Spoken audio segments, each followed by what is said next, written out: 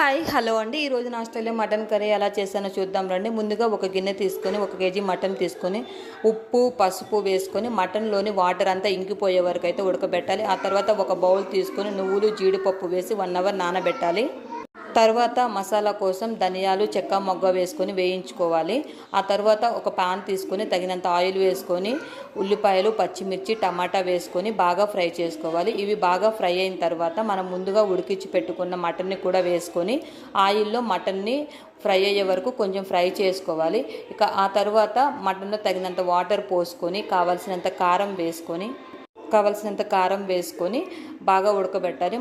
తర్వాత మటన్ ఉడికిపోయిన తర్వాత మనం ఇంకా మసాలా కోసం ధనియాలు చిన్నుల్లిపాయలు అలాగే అల్లం కూడా వేసుకొని బాగా గ్రైండ్ చేసుకోవాలి. ఇక మటన్ ఉడికిపోయిన తర్వాత ఆ మసాలా పేస్ట్ అలాగే మనం ముందుగా గ్రైండ్ చేసి నువ్వులు జీడిపప్పు పేస్ట్ వేసుకొని బాగా కలుపుకోవాలి. ఇక ఆ తర్వాత ఫైనల్లో కొత్తిమీర